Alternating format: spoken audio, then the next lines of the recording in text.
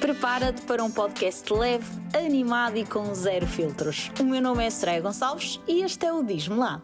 Bem-vindos ao Diz-me Lá e deixem já o vosso like porque hoje há aqui uma batalha entre Portugal e Brasil que vocês vão querer ver porque vamos saber quem é que é mais assanhado assim no mundo da intimidade e da sexualidade. Vamos saber, mas quem nos vai dizer? Não vou ser eu, malta. Quem vos vai dizer é uma mentora, uma sexóloga brasileira, mas já com uma costela portuguesa porque já está aqui há 10 anos, a Aline Castelo Branco. Bem-vinda, Aline. Muito obrigada, é um prazer estar aqui com você no seu podcast, no seu programa. Muito obrigada, o gosto é todo meu. E Aline, eu quero saber é isto que é. Tu já te identificas com Portugal? Ou seja, já sentes que está aqui uma costelinha portuguesa? Me identifico muito, já tenho, mas não tem uma costela portuguesa. Também não tanto, não é? Não. É que no Brasil a costela é aquele parceiro fixo. Tá sabendo? Ok. Mas, assim, amo Portugal, tô cá há 10 anos. Adoro o país me acolheu muito bem, né? Apesar de ter essa rixa entre Brasil e Portugal. Tu sentes isso? Eu senti quando eu cheguei cá, né? Eu cheguei cá em 2016. O primeiro ano meu foi muito difícil de adaptação. Ok. Eu senti o baque cultural, mas principalmente também a questão do preconceito com os brasileiros que vinham cá. Então, meu primeiro ano foi muito difícil em termos de trabalho, de posicionamento, de amigos, né? Também vieste há 10 anos. Eu acho que agora é um bocadinho diferente. Há muito mais brasileiros cá. Eu acho que o português já não é tão... já não estranha, não é? Não, é engraçado isso, porque no começo, até você estar na rua e falar com um português, ele já olhava... Eu já recebi muito assim... Volta lá pro teu país! Volta! Não! Muito, sério? muito. Eu tô Que dizendo, vergonha, portugueses. o primeiro ano foi bem difícil. Aí depois eu comecei a entender também, né? Falei, poxa, é uma invasão mesmo que tá acontecendo. E é isso, e tá tudo bem, eles estão no direito deles. Mas agora eu acho que tá mesmo essa união. Eu acho que os portugueses estão entendendo que para o crescimento do país a gente precisa de imigrantes, não só brasileiros, mas de outros imigrantes. E eu acho que tá sendo mais acolhedor, mais gostoso ficar, né? Essa Portugal-Brasil. Eu já sou cidadã portuguesa, tá, minha filha? Então, boa! então me trate como portuguesa. Vê, já está aqui uma costelinha. Mas tu como mentora e como sexóloga, não é? Tu tens o teu público e tanto tens público brasileiro como português. E o que é mito que o português é mais fechado para a sexualidade que o brasileiro? Ou é mesmo verdade?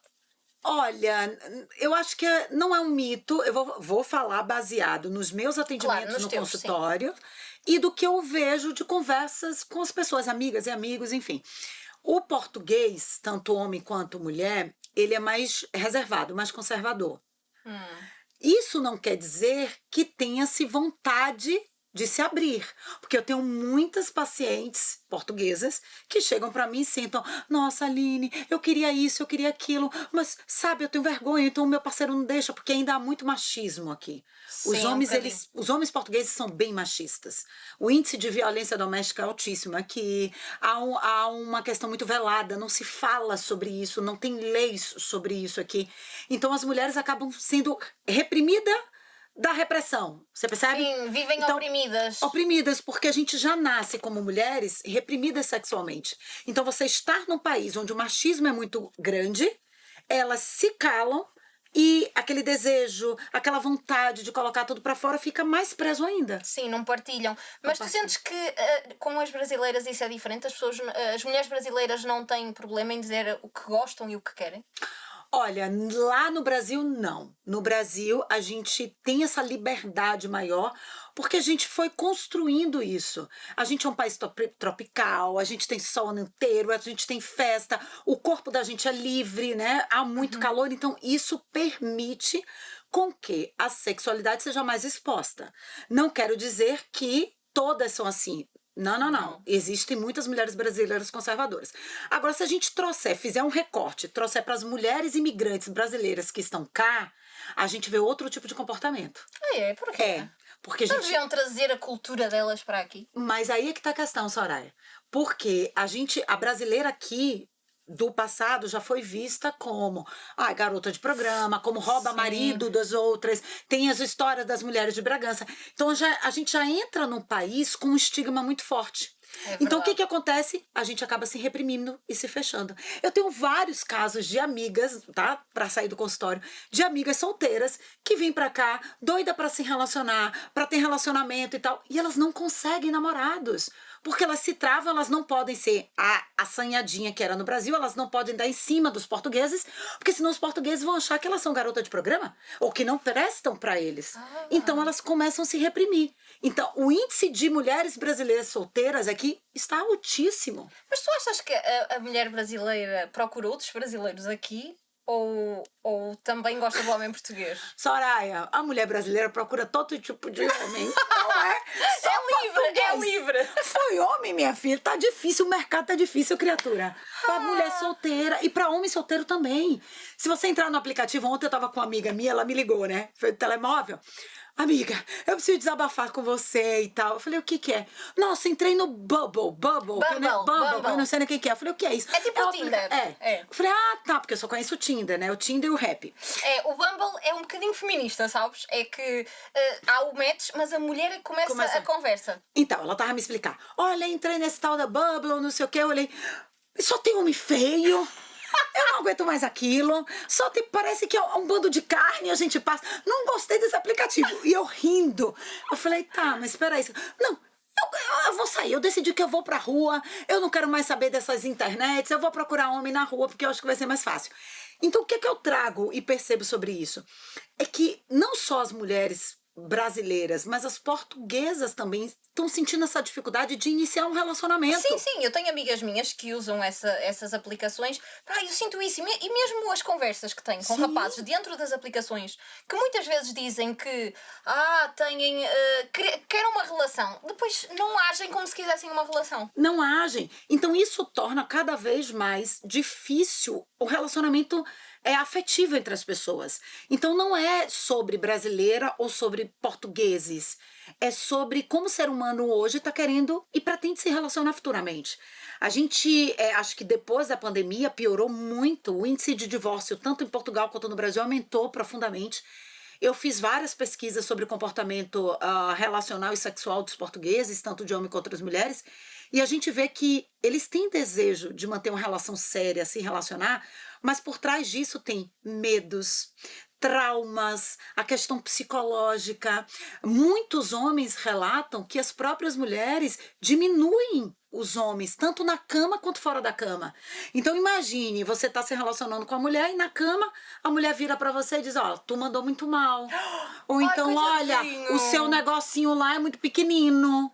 Eu já escutei vários casos assim. Então, de homens a queixar-se de ter ouvido isso. Então o homem chega pra mim e diz, olha, eu não quero me relacionar mais.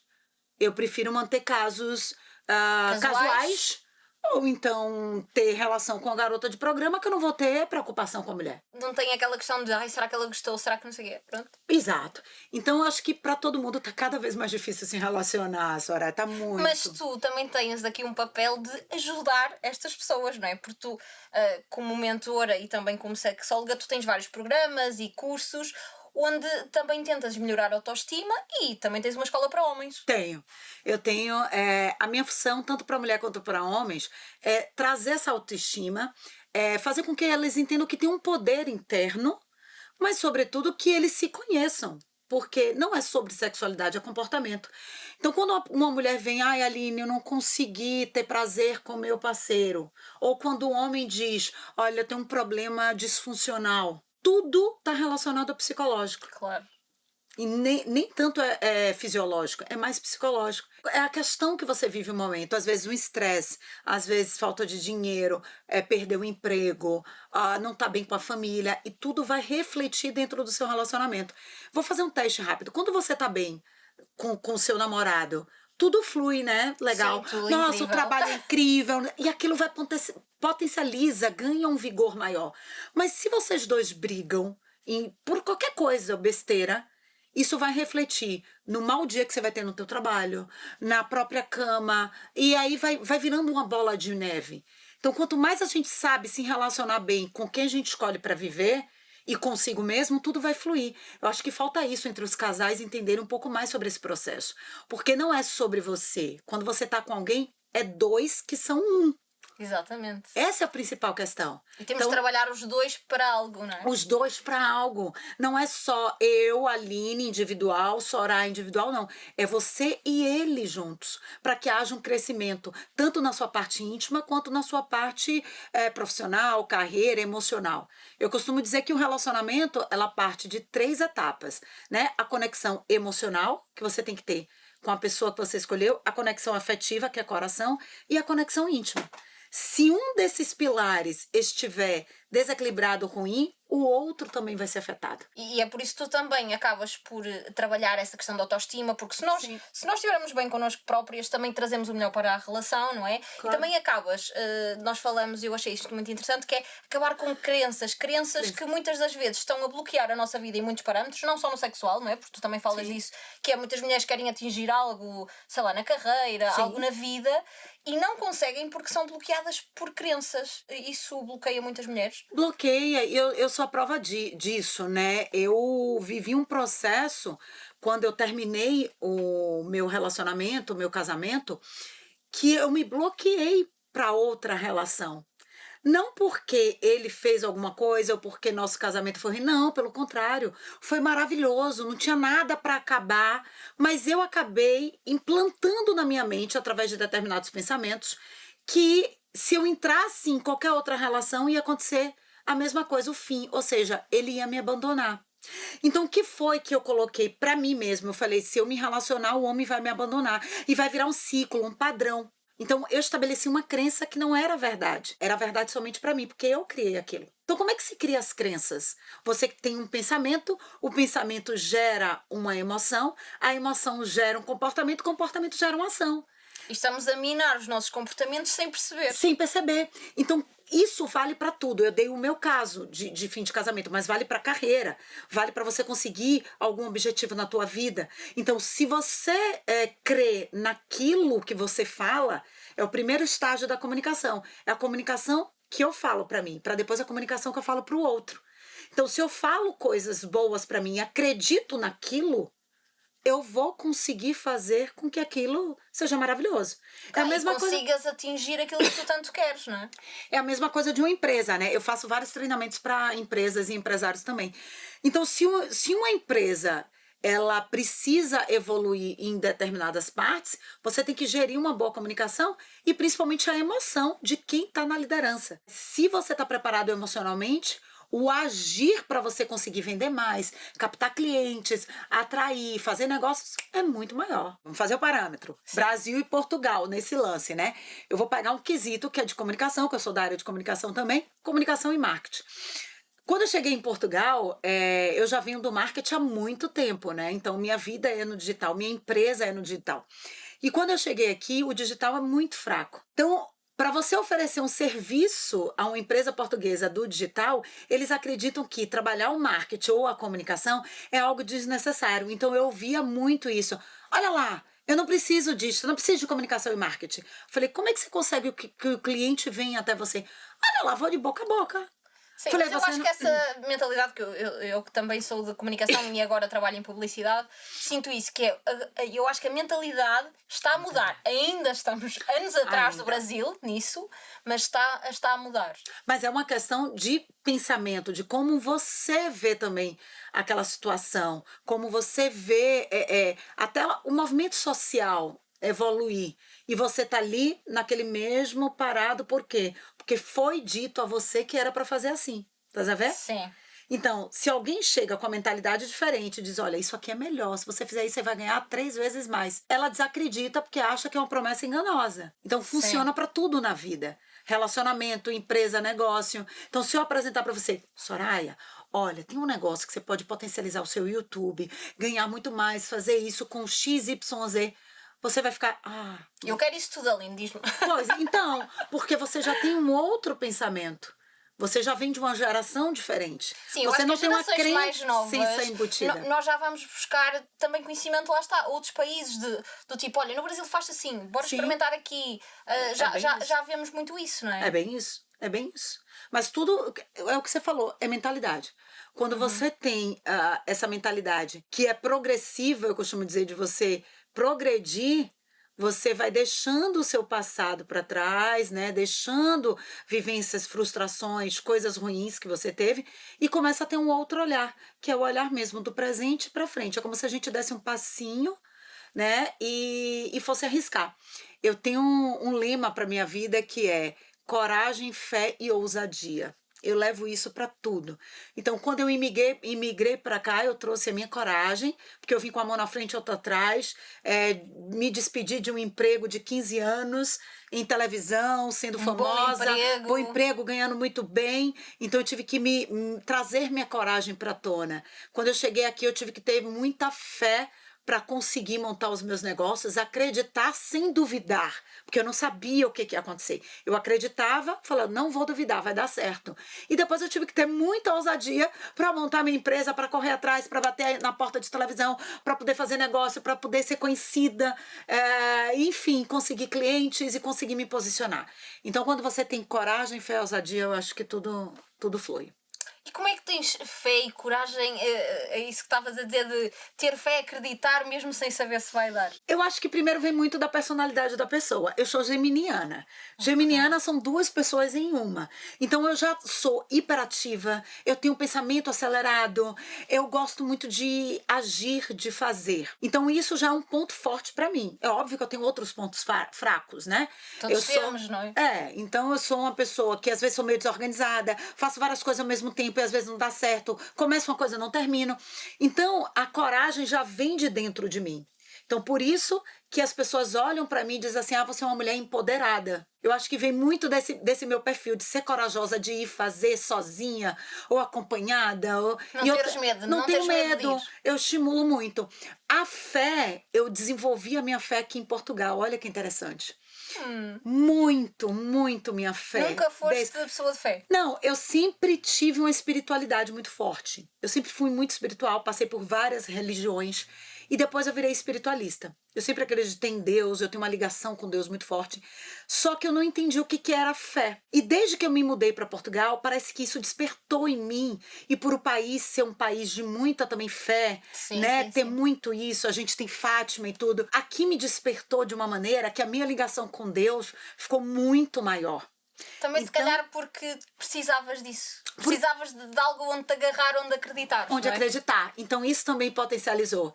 E aí me veio a questão da ousadia. Falei, eu sou uma imigrante. Cheguei com a mão na frente e outra atrás. Consegui um programa de televisão, na televisão portuguesa, para falar sobre relacionamento, amor e sexo. Consegui que não feitos... é fácil, não é? Há 10 anos atrás isso era completamente tabu em Portugal. Cara, eu consegui um programa em 2018, fiquei há 3 anos no ar. Como é que uma brasileira consegue... Eu fui especialista do maior reality show daqui, Love on Top, da TVI. Então, como é que você consegue isso tudo? E eu não tinha noção do que eu fiz. Eu só vim ter noção quando a rede social começou a me questionar. Falar, Aline, como é que você quis? Eu quero trabalhar pra você, arruma emprego pra mim. Eu recebia telefonema das minhas ex-colegas de jornalismo do Brasil. Aline, eu quero ir pra Portugal, arruma emprego na TV pra mim. Eu falei, gente, teve uma vez que eu falei... olha, eu fiz tudo sozinha, faz também. Eu tava cansada de tanto receber ligação, WhatsApp, e-mail... Cara, os jornalistas todos do Brasil querendo vir pra cá. Aí teve uma hora que eu não aguentei, peguei o telemóvel, fiz um stories e botei no feed e falei, gente, eu não sou mulher do presidente Marcelo Rebelo de Souza, eu não tenho nenhum veículo de comunicação, eu não sou amiga pessoal da Cristina Ferreira, eu não posso dar emprego a ninguém. Eu bati na porta milhares de vezes, tomei vários não, mandei 150 e-mail e consegui pelo meu feito. Passei um ano tentando. Porque eu nunca desisti, porque eu fui ousada. Só que eu não conseguia enxergar isso em mim, que eu era ousada. Eu só consegui perceber depois desse fato. Tá vendo? Então eu vi que eu uso da coragem, eu uso da fé e eu uso da ousadia. Se eu não tiver isso, pra mim é como se eu não conseguisse chegar aos meus objetivos. Mas eu acho que isso vale para toda a gente. Eu acho que essas três, da forma como tu descreveste, eu acho que na vida de qualquer pessoa isso é um mecanismo que nos vai fazer chegar aonde nós quisermos. Não é? E é não ter medo. Eu acabei virando referência e inspiração para as outras pessoas, as outras mulheres que queriam fazer a mesma coisa que eu, mas mulheres brasileiras, vamos dizer assim, né, num país. Eu acabei virando inspiração. E eu também nem sabia disso. Aí eu Isso é que depois também veio a tua veia de mentora. Aí veio a veia de mentora, que começou nesse processo. Poxa, eu sou inspiração, eu tenho uma carreira internacional, eu sempre quis, meu sonho quando eu era jornalista no Brasil, eu queria ser correspondente, eu queria ter uma carreira internacional, e eu acabei construindo uma carreira internacional por outra via. Então isso começou a vir, eu falei, eu posso ajudar as outras pessoas, eu posso ser mentora. E aí eu virei mentora, criei o Instituto Women's Inspiration, né, que a gente chama de WI, que são Mulheres Inspiradoras, e hoje a gente auxilia aí mais de 3.000 mulheres, a gente tem o maior evento de autoestima, emoções e negócios do país. O que vocês fazem lá? Lá a gente trabalha isso que eu te falei, comportamento e emoções. Autoestima, comportamento e emoções das mulheres, tanto as mulheres que são empresárias quanto as que não são. Porque eu entendi nesse processo, falando de coragem, fé e ousadia, que se eu não tivesse o meu emocional no eixo, eu acho que eu não conseguiria nada dos feitos que eu consegui aqui. Claro. E olha que assim, pra mim, eu conquistava uma coisa, eu achava o máximo, mas eu queria mais outra coisa. E eu acho que nunca tá bom. Então, eu sou muito assim. Eu acho que nunca tá bom, eu sempre quero mais. Só que aí quem tá no Brasil que olha pra mim diz, como é que você conseguiu aquilo? E eu falo, pra mim fazendo, foi fácil. Só que não foi, agora é fácil. Mas lá atrás não era fácil, tá entendendo? Eu chorava muito, eu sentava na minha cama, só eu sei o que eu passei, só eu sei o que eu chorei, não é fácil. Então hoje, chega pra você. Vamos ter uma lágrima. Não, porque eu fico contando, eu volto atrás, né? Tu recordas o que tu sentiste nesses momentos, não é? E aí a gente fala de emoção. Então é isso. O meu treinamento é fazer com que essa mulher coloque essa emoção pra fora. Que às vezes tá tão presa ali. Então aí o WI acabou começando por isso. Elas me viam como inspiração. Aline, fala. Eu falei, vou falar o quê? Eu não era nem mentora ainda. Eu falei, tá bom, vou reunir todo mundo no restaurante. Reuni no restaurante da minha amiga, 15 mulheres, e comecei a falar. Eu não tinha nem método ainda. Eu comecei a falar o que eu tinha feito para conquistar as coisas aqui. E elas amaram. Aí uma delas falou assim... É uma inspiração. Aí uma delas falou, Aline, você tem que ensinar isso, a gente ter um controle emocional, a gente saber falar com as pessoas, procurar, porque eu procurava CEO, minha gata. Eu mandava mensagem pro diretor da TV, CMTV, mandava pra TVI, mandava pra Cristina Ferreira. Cristina Ferreira me chamou para escrever na revista dela. Eu escrevi um artigo de 3 páginas sobre sexo. Pô. Como é que eu consegui? De tanto insistir pra falar com a Cristina Ferreira. A Cristina já estava pronta, Aline. Anda cá escrever. Ela falou, você tá enchendo tanto meu saco, anda cá, escreve esse negócio. E foi muito giro, porque o artigo ficou maravilhoso, ela adorou. É uma conquista, porque todo mundo quer chegar na Cristina Ferreira. Claro que sim. Toda a gente da comunicação, seja português, seja do Brasil. É uma referência. Então, eu comecei a contar isso, como eu fiz o passo a passo. Aí acabou que virando um método. Eu criei, isso foi crescendo, aí a gente criou o WI. E no segundo, eu tive apoio da Câmara de Cascais, que é onde eu moro. A gente colocou 200 mulheres, depois Lisboa adorou, me chamou, o Lisboa Empreende, a gente fechou o negócio. A gente colocou para 500 mulheres, aí depois a gente foi crescendo, o máximo que a gente fez foi para 700. E a gente espera crescer cada vez mais, cada ano, trazendo como é muito... que é estar numa sala com 700 mulheres à frente e de repente eu estou a inspirar 700 mulheres? É muito louco isso, é muito louco. Porque E olha que o meu maior público do WI não é brasileira. É português? É portuguesa. Olha, só acho que eu achava que era brasileiro. E africanas. É muito giro isso, porque trabalha emoção. A portuguesa tem aquele Somos lado mais fechados. Aquilo que tu estavas a dizer de soltar, lá está, soltar, falar da emoção. Ainda agora estavas-te a emocionar porque lá está, lembraste de um momento sensível e não tiveste medo de ir a esse sentimento. Não. Nós mulheres, as portuguesas temos muito receio. Às vezes, por exemplo, em contexto de trabalho ou em contexto, às vezes das relações também, temos receio de parecer fracas. Exato. E não mostramos emoção. Não é sinônimo de fraqueza, gente. A gente tem que entender que tem o lado feminino e o masculino. Todos nós temos os dois lados. Só que a gente tem que entender que o papel da mulher é nesse lugar de emoção. Do sentir, de acolher, de se doar para o homem ou para os filhos. E não a força da ação. A ação é masculina. Então, o papel de agir é do homem. Senão, há um desequilíbrio muito grande. E o que eu percebo é que existem muitas mulheres portuguesas nesse estágio de masculino. Sim, nós De até já ação. tivemos uma conversa que eu, Deixa eu beber água. que eu questionei-te, porque eu vi um vídeo da Alina, acho que foi no TikTok ou no Instagram. A pessoa perguntou: podemos ir a um primeiro encontro e pagarmos nós o jantar, ou seja, a mulher pagar ao homem? A conta, né? E tu disseste que não. Não. Aí está. A mulher, quando ela se coloca naquele lugar de pagar a conta no primeiro encontro, ou ficar pagando muitas coisas, dividir conta com o namorado ou com o marido, que foi em determinadas situações, ela vai sair do lugar dela do feminino e se posicionar como homem da situação. Aí vamos se colocar no lugar do homem agora. O homem vendo isso em uma mulher, ele acaba perdendo o tesão e o gosto por ela. Eu não estou dizendo que a mulher não pode pagar a conta ou fazer isso como um ato de gentileza para o seu marido ou para o seu namorado. Não é isso. Eu estou dizendo que se o homem percebe isso na mulher, ele começa a se afastar, uma desconexão. Porque o papel do homem é ser viril, é provedor, gente. O homem, Sim, ele precisa mas prover. eu até percebo isso quando, por exemplo, já é uma relação de algum tempo. Agora, por exemplo, num primeiro encontro, tu não conheces o rapaz, ele não te conhece a ti. Rapaz, é função. Primeiro encontro, você vai sair de casa linda, cheirosa, maravilhosa, depilada, com maquiagem. Foi pro salão, fez suas... Minha filha, você já gastou isso mais de 50 euros. Sim. Aí você vai sentar no restaurante. Se calhar, você paga Uber ou vai de comboio até o encontro com ele se ele não te pagar em casa.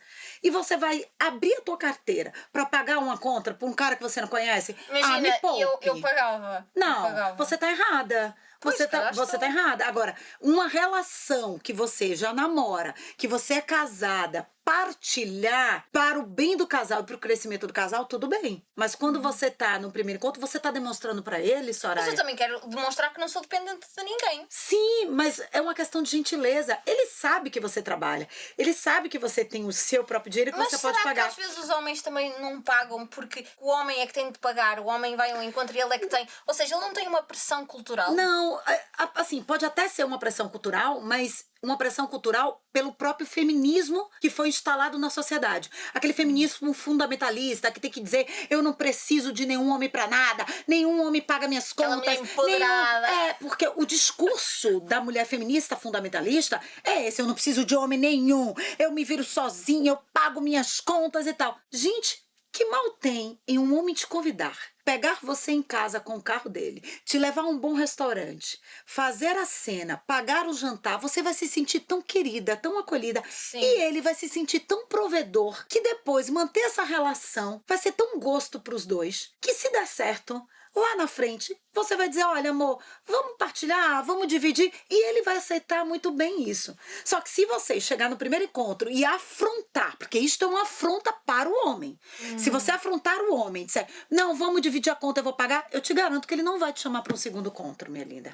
Pode ter certeza que ele não vai te chamar. Seu namorado tá ali. Você é homem, não é? Fala Mas sério. nós dividíamos. Ele pagou... Por acaso, no primeiro encontro pagou ele. Claro que ele tem que pagar. Mas no segundo, dividimos. Ok. No segundo já dividimos. Mas se ele te chamou pro segundo, ele já tem um interesse maior. Ele já percebeu alguma coisa em você no Mas primeiro. olha, Falou. mas atenção, ele pagou porque eu fui à casa de banho e ele aproveitou que eu fui à casa de banho e pagou, porque senão eu não ia deixar pagar.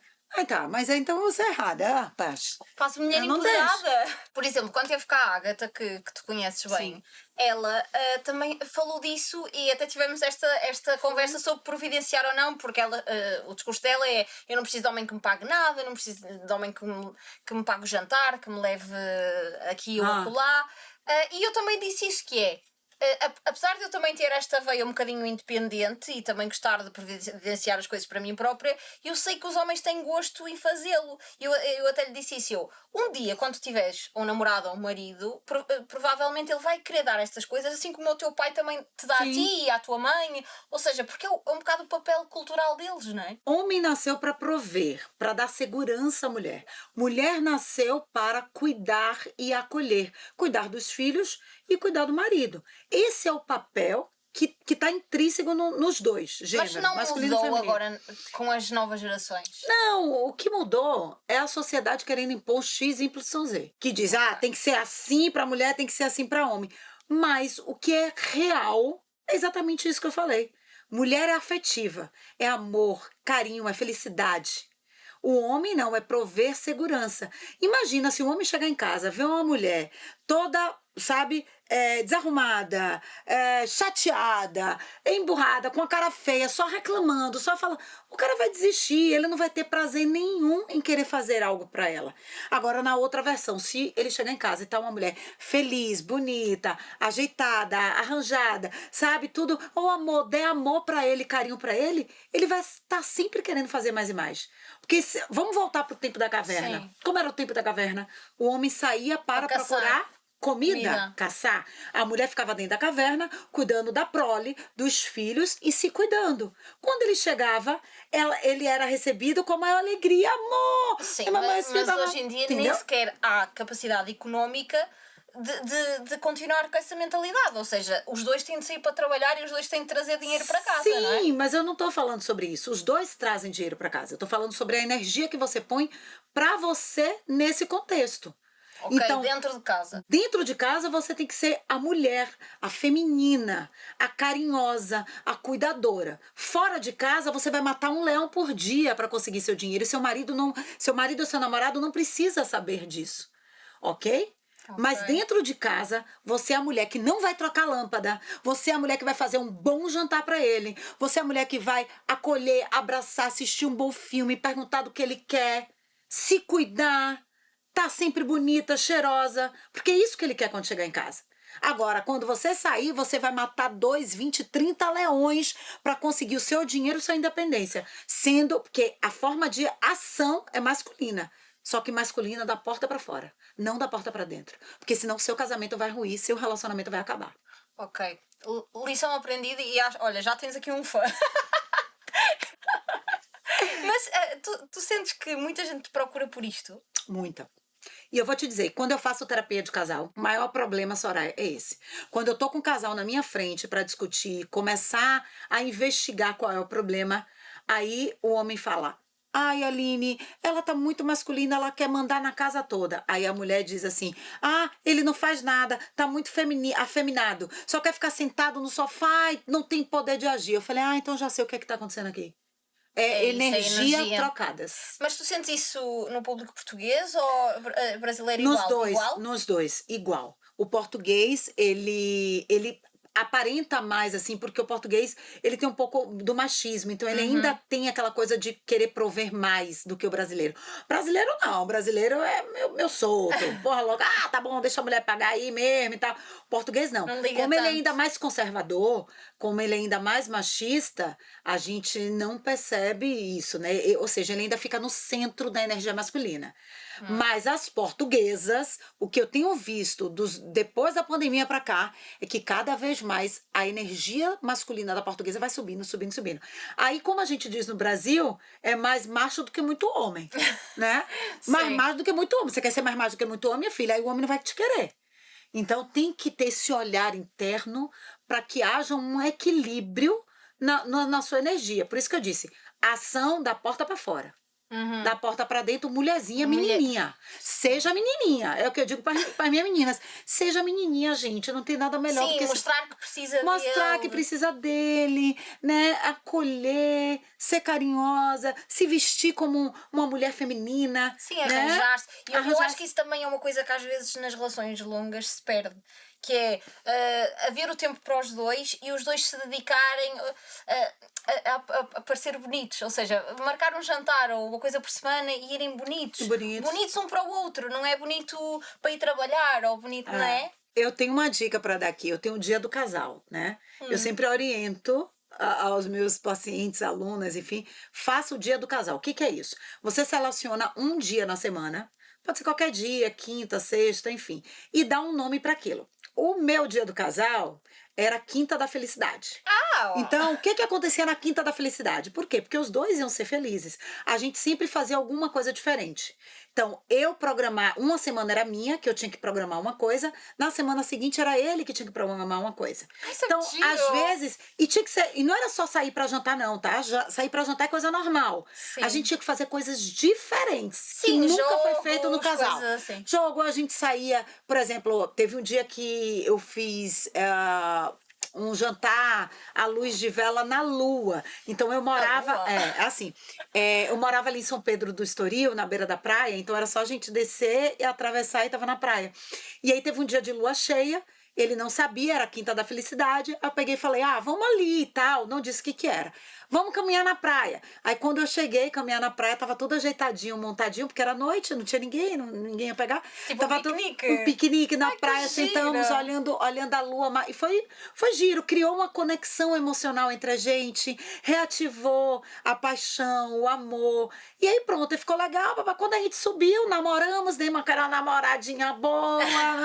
E pronto, no outro dia tava tudo feliz, lindo e reacendeu. Não, eu acho isso é muito importante. E mesmo às vezes os casais com filhos, por exemplo, acaba por se perder um bocadinho esse tempo de casal, mas é importante nutrir, não é? Exato, então por isso que o dia de casal é legal e eu oriento isso. Então escolha um dia da semana, denomine do que tiver entre o casal e faça uma semana você escolhe alguma coisa, na semana seguinte ele escolhe e assim vai dando a obrigatoriedade de vocês fazerem alguma coisa diferente. E de se esforçarem um pelo outro. Então isso é o mais interessante. Olha, acho bem que vocês implementem isso, façam joguinhos, façam essas coisas todas. E eu também tenho um joguinho para ti. Ai, meu Deus, então bora lá. Estás pronta? Vamos lá. Então, vamos ter, como eu prometi no início do episódio, vamos ter aqui uma espécie de duelo de Portugal-Brasil com o jogo Diz-me lá, Portugal versus Brasil. Neste jogo de Portugal versus Brasil, eu tenho aqui algumas perguntinhas e tu só tens de escolher ou o Brasil ou Portugal. É fácil. Ai, meu Deus, tá, bora lá. E é assim, pronto, a tua panóplia de conhecimento será, pronto, as pessoas que tu conheces, os teus pacientes, essas coisas. Vai, diz-me lá, então, bora. Quem fala mais sobre sexo sem vergonha nenhuma? Brasil. Obviamente, não é? Essa até acho que eu já estava à espera. Quem finge mais orgasmos? Esta é polémica. Os dois. Os dois? É Os igual? dois. Ok. Quem é mais curioso sobre brinquedos sexuais? Brasil. Quem manda mais nudes? Brasil, gente! Esta também estava à espera. Ai, o Brasil está a ganhar! Quem tem mais tabus na cama? Portugal. Não. Quem é mais experimental na hora H? Acho que os dois. Curiosidade, os dois. O ser humano é curioso. Sim, eu acho que o português é um bocadinho de tabus, mas depois na hora não, vai, não é? vai. Quem é mais sedutor, no geral? Portugal. Portugal é mais sedutor. Os portugueses, ó, vocês são, ó. Boa. Quem escuta mais as necessidades do outro? Portugal. Boa. Quem é mais criativo nas fantasias sexuais? Brasil. Quem te surpreendeu mais como sexóloga? Isso é difícil. Os dois, porque... Podes escolher os dois, sim. Portugal. Portugal. Senti que te lembraste de alguma coisa. Não, Portugal. Quem é mais carinhoso depois do sexo? Brasil. Brasil? Olha, não estava à espera. Não, você acha que era português? Achei que era o português. Mas também não sei, também nunca tive com brasileiro. Olha, mas as portuguesas que eu atendo e as africanas dizem-me que eles são mais assim, tipo, rolou e vai. Tipo, vira e dorme. Mas assim, depende também do tempo da relação, tá? Se for um relacionamento mais longo, é óbvio que tem mais um carinhozinho.